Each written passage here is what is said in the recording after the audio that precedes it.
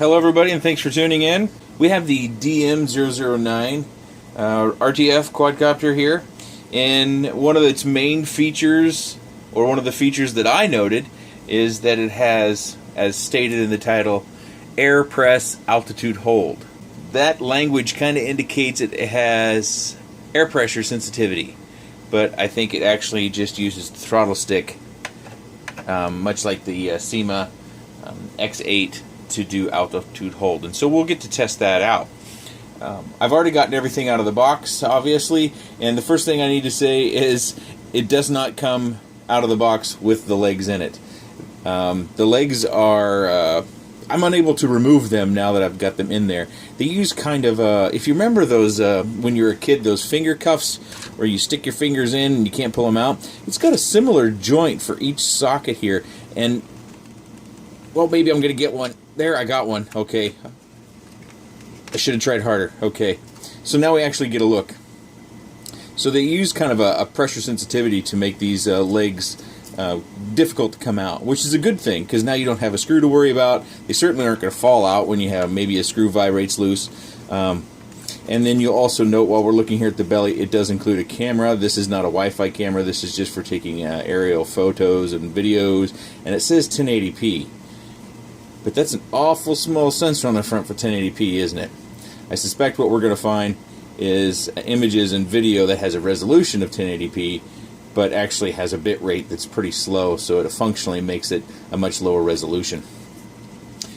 We can see here on the bottom that we also have an on-off switch, and you probably won't be able to see it in camera, but it looks like it has a lightning indicator in the on position, and then off doesn't have an indicator.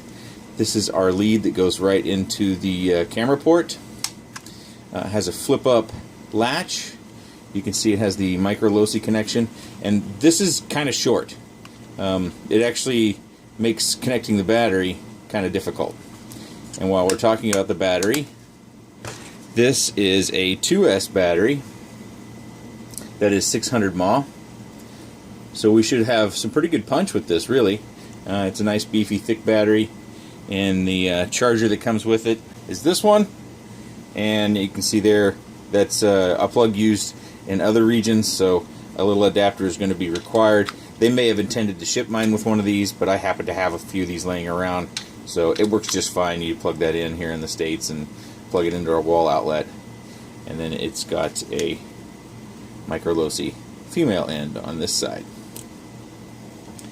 The package comes with the props installed.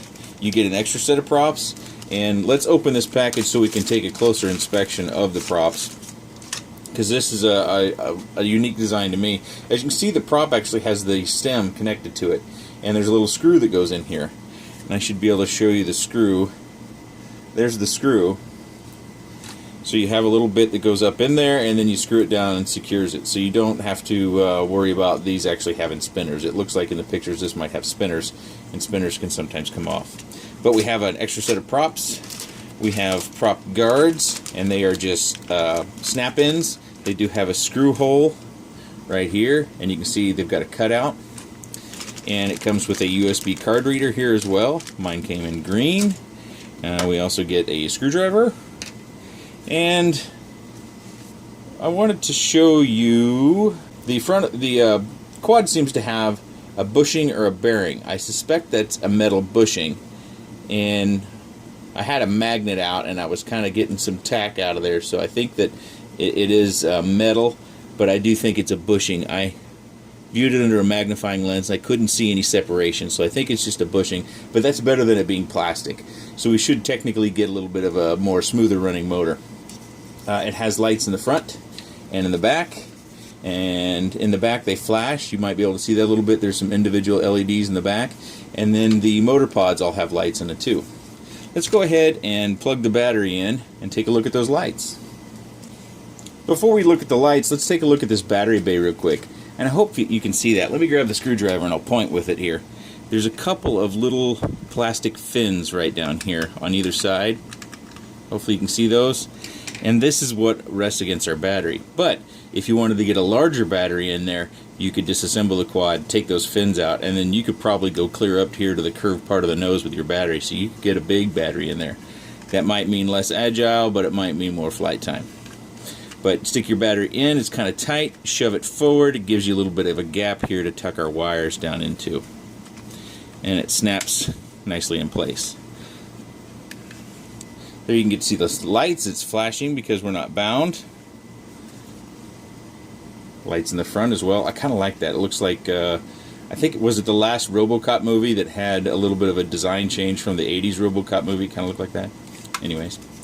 And then we've got some lights in the back here. And these lights change depending upon whether you're taking photos or videos. And let's go ahead and see if we can't just show that here. You can see the flashing is slowed down. I do the down, up. Now we've got kind of a rotating set of lights there. We're solid on the bottom. And then the front is a nice bright blue. And if we press up, let me see if I can get these both in shot. If we press up on this button, took a picture, did you see it flash? If we press down, see how it's flashing? We're doing video. I won't post that video because that would just be my blue mat there. So that gives you a good look at the lights. While we've got the remote on, let's look at the LCD screen. I've got a little bit of a bubble or wrinkle here underneath the screen. That's not the protective film. But you can see where it gives us our trims. These buttons down here aren't functional. It tells us our battery level, and it tells us we're in mode 1. But oftentimes mode 1 actually means mode 2, as it does with this one. So the calibration via the instructions. Power must be calibrated before takeoff after 2 rocker. So that's down and in here. Let's see what the lights do. So we get the flicker calibrated, and after good frequency downward and outward to unlock the takeoff. So if I go down and out, the motors will automatically spin up, and I know that because I've done it. I'm going to go ahead and turn this off. We'll save a little battery life so I don't have to recharge it quite so long. One of the first impressions I had when I pulled the quad out was that this plastic is a little bit of that soft touch plastic, and as you can see here, this is very shiny and slick, whereas this it's just got a different feel to it. And as far as the arms go, they're pretty solid. It feels like a well-built quad. I've felt quads in the same sort of size category, and they've been much lighter and more flimsy, but even the canopy here feels pretty solid. And one of the things I plan to do is to try to turn this into an FPV, and the reason why I think that will work, and my son will enjoy that, is that you can see if we mount the camera and maybe a battery, we have room between the props. And sometimes we don't have that in all these quads. We don't have any clearance. The prop clearance will be just so minuscule that you can't even get your finger hardly between there. So we could mount the camera either against the front, or we can create a foam wedge and we can mount it right up here at the top. You could also create a wedge here and mount it and get it down and get some clearance between there and your camera. By camera I mean one of these all-in-one cameras. I'll grab one and show you. This is the FX798T, and the reason why this is my go-to camera is that it's light. It includes a VTX. It's got pretty good image quality. Has a little bit of coax there for some flex on our antenna so our lobes won't be directly impacted or broken with any old break.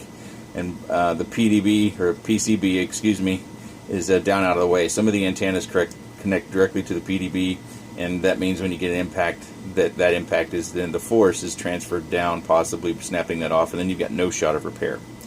So if we were to have a camera like that, we could attach it to the front, and we should get prop clearance. And we could even angle it up slightly so we can do some forward flight, and we'd have clearance for that as well.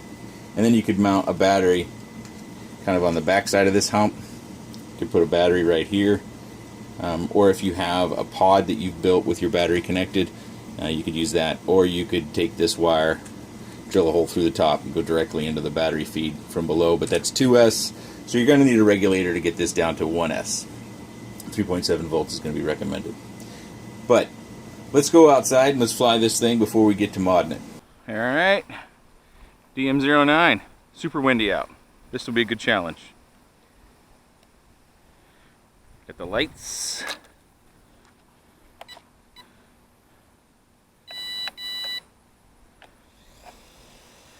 All right, here we go.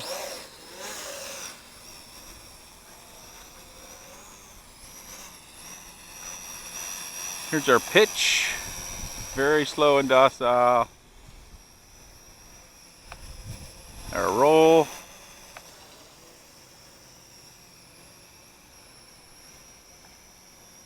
And our yaw.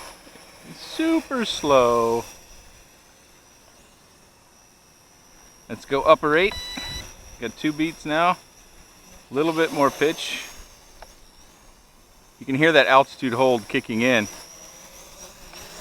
A roll, a little bit more. Let's try our yaw, is a slightly better.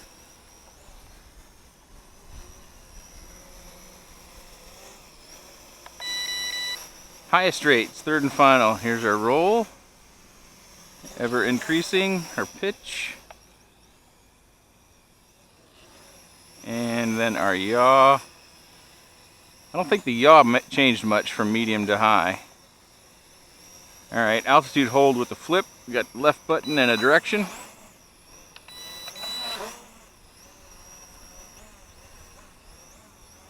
So it does flips pretty good, looks like. It's actually doing a pretty decent job of holding its position. Whoa.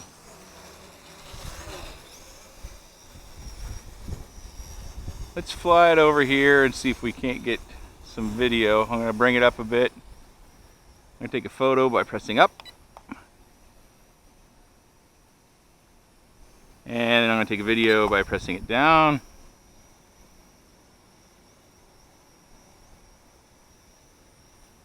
Yeah, I'm sure you can't see it, but I can barely see it that the lights are flashing, indicating video is being taken. So stop that. Bring it back to us, make sure it's not still flashing. Alright, lights are solid. So let's just fly it around a little bit, see what she's like.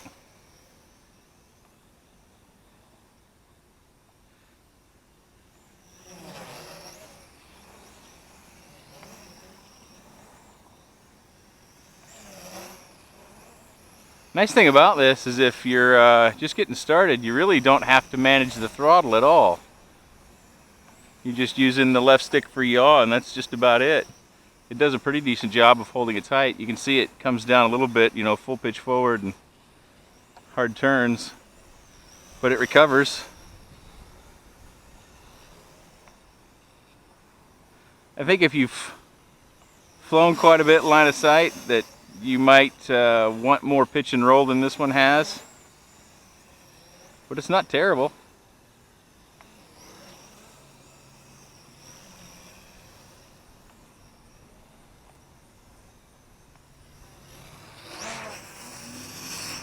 Oh, I lost it. Got behind me there.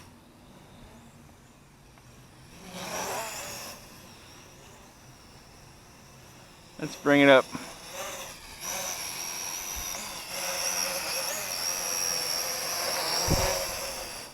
Get a shot of that front for you. Like that. It's actually, when the breeze dies down, it does all right. Oh, there it goes.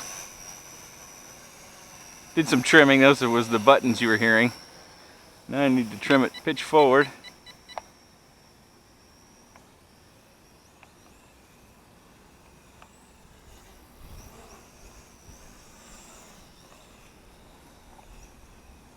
So it's a pretty good trainer. I think if you're looking at other quads to do more sport flying, this quite isn't going to be the one for you. But if you're looking to get started and learning the stick inputs, kind of the feel for flight and multi-rotors, this would be a pretty good choice.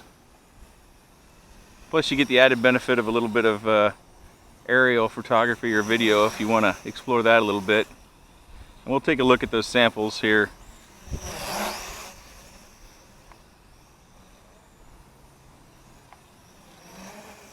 Do some funnels, not very tight funnels.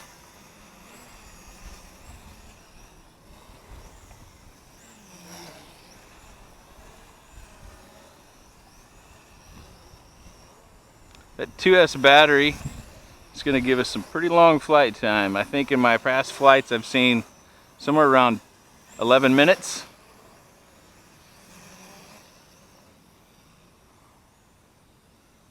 And it auto lands when low voltage kicks in, which is kind of cool, especially if you're just learning to fly. You don't have to practice auto landing, or you don't have to practice auto landing. You don't have to practice your landing so much.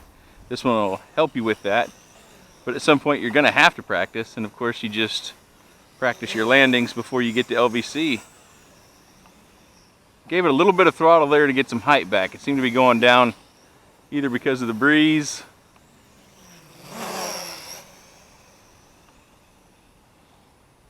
coming straight at us. Oh.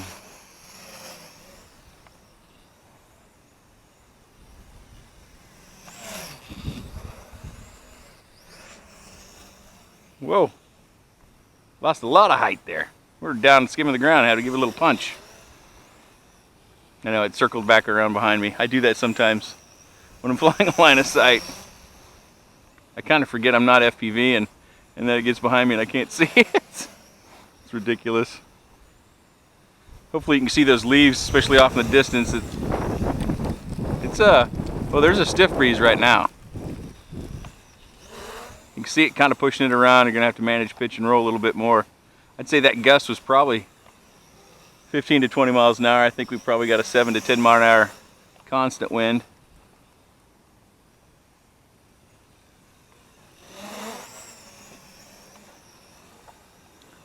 Let's see if we can do some forward flight flips. Yeah, I did it okay. Yeah, a little barrel roll, kind of auto levels so quickly that forward flight acrobatics isn't going to work real good. Whoa, we got 2 flips there. Must have pressed the button twice. Let's see if we can do that again. I'm going to hold it in place. Bring it back. Bring it down a bit. I'm going to press the button twice, see if we can get a double flip.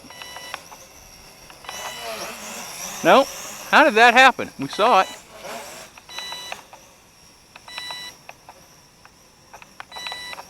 Gonna press and hold. Oh, I think I just activated return to home there. So you get it out away from you. Press and hold this button. And it's going over there. The return to home rarely works very well in these things. You know, you need much more expensive equipment with GPS, and it's kind of just a general heading that it just reverses course to.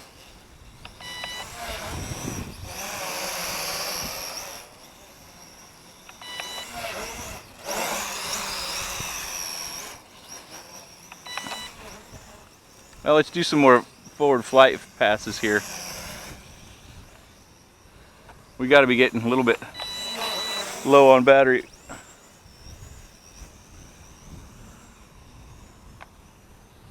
Oh, I thought I was going to hit that mailbox. It's pretty hot out. My hands keep slipping off the sticks.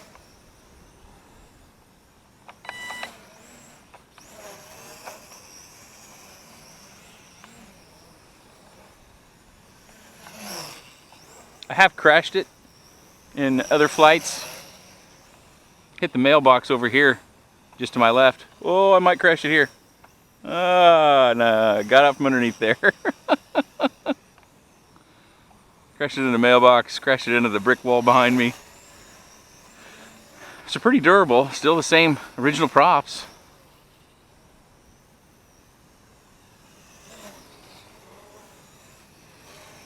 Let's see if it'll still do video now that we've flown for a while. We don't have LVC yet. Took a picture. Is video working? It looks like they're flashing. Yeah, they're flashing. So a little bit more video still yet. So the altitude hold is definitely a function of the throttle. I don't believe that it has any sort of air pressure needle or anything, because you can see when the wind comes up, it moves it down. It tries to recover, but if the wind is constant like we've seen here in the last couple of minutes, It just can't do it. But it does a fair job, especially in forward flight, of keeping its height relatively static. Not using the throttle hardly at all in most of this flight, only when it gets really low. Like right there, I just let off pitch instead of giving it throttle. And it could be also a function of the flight controller. It could be detecting voltage level and the amount of volts going to the motors to determine altitude. You know, faster rotation generally means more altitude, but only when you're in a static position, I guess.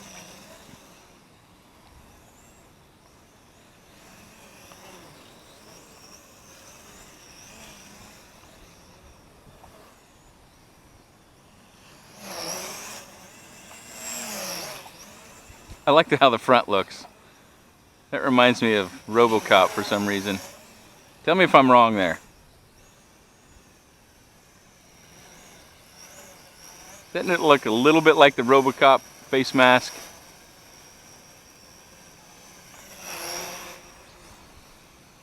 Uh-oh. Uh-oh. Don't know what happened there. Maybe I missed LVC, and that's how it lands on LVC. It is upright. That's nice.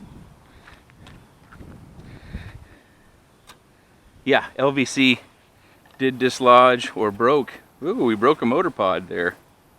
It's not critical to the function, it's just for protection. But I definitely need to get that piece that's fallen down inside out of there. Okay, let's take the DM-009 Conqueror drone back inside. Back at the desk. And it's a pretty fun little flyer. I think it's great if you're just getting started into quads. I think the altitude hold feature works reasonably well.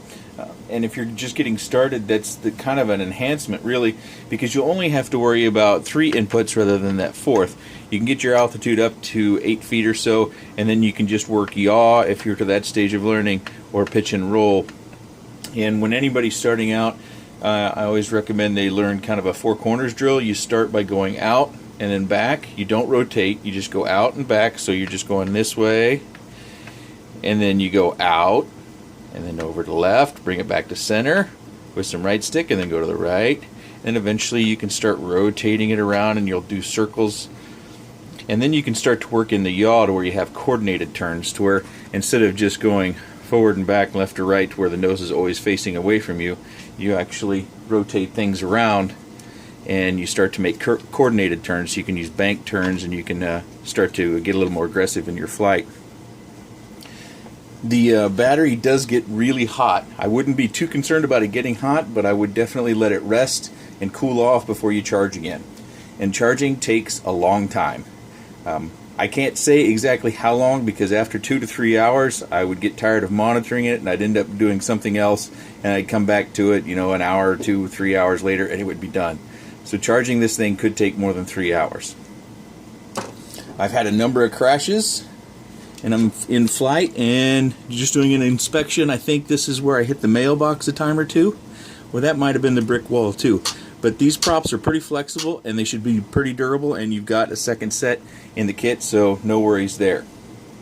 Let's take a look at the video footage. This is real short. I've got the volume off, and you can see it's actually reasonably good. I'm surprised, and I have to kind of take my words back about the sensor, that the camera is actually decent. It's not going to give you GoPro-like footage or even cell phone camera-like footage, maybe cell phone camera footage from like 2 years ago. But those sensors have definitely gotten better. The audio that's included with the file is terribly loud, and all you're hearing is the engine. So that's probably not going to be useful for you unless you find a way to isolate the sounds you want to hear in your editing software. Taking a picture is a little bit quirky. A number of times when I was out flying, I took pictures and it indicated that it was, but it didn't always record the picture. My SD card, I didn't have any problems with it. It created the photo and the video folder just fine. It would record videos as expected. Flight times are around 11 minutes, which is a good long flight time. I like the lights on it quite a bit. I think it's also something that if you wanted to dabble into FPV, you could get started with this. After you've learned kind of coordinated turns and yawing, you might want to get a screen or something that might help you set up your video shot, or you might want to do FPV. And the way I would do that, as I mentioned previously, is I've got a little piece of foam here. I just kind of cut it and then whittled it. I didn't do a very good job, actually. You could do much better with some more time.